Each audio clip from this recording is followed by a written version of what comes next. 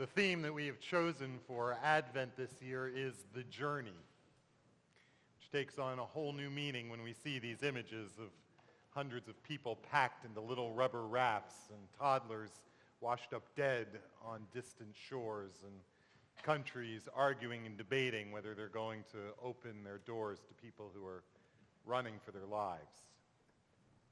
Over the next 4 weeks, these weeks, we're going to be exploring our own journey on the way to Bethlehem and the way to the edge of the manger by taking a look at Mary and Joseph's journey to Bethlehem, and particularly this westerly route that Adam Hamilton argues that Mary and Joseph would have most likely taken from Nazareth to Bethlehem, focusing on the stops that they would have made over this 10-day journey and how those stops may have not just impacted their own lives, but impacted the life and the character and the ministry of the unborn child in Mary's belly.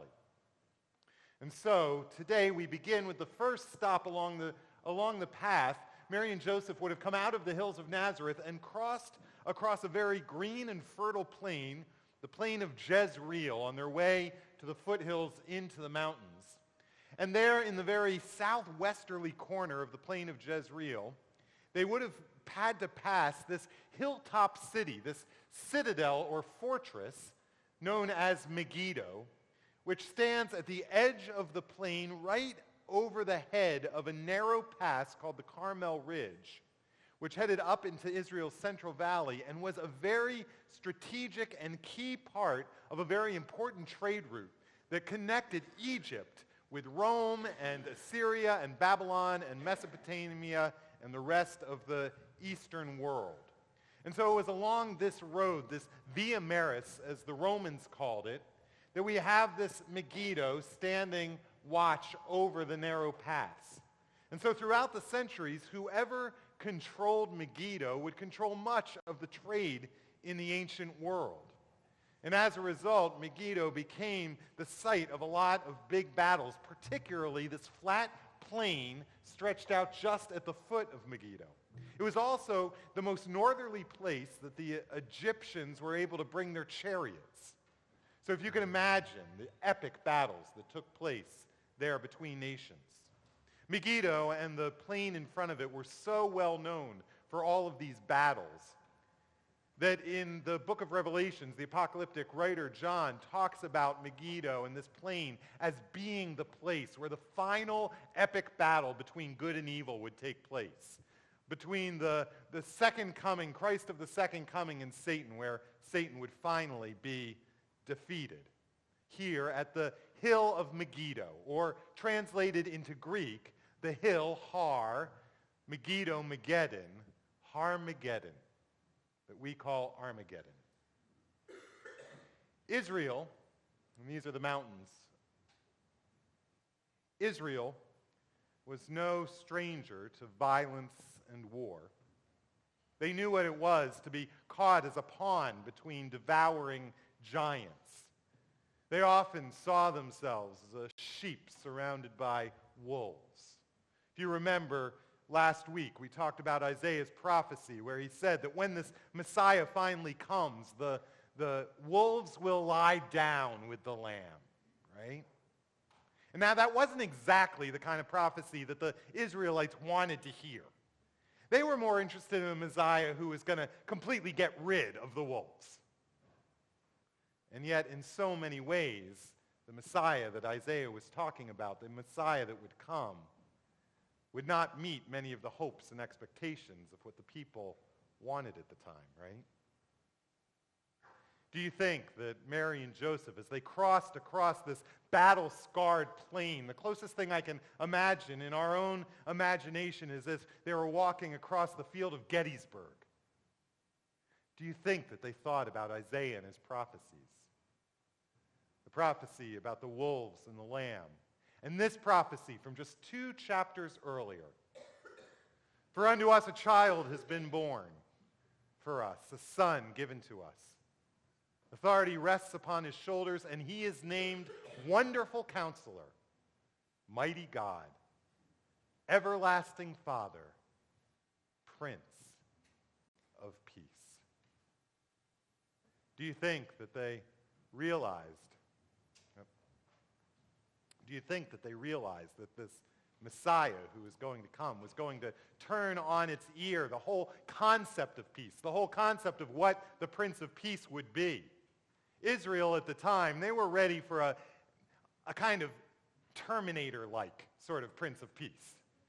Someone who would come and kick a little butt and then keep an uneasy truce by keeping their foot firmly planted on the neck of their enemies through intimidation and force.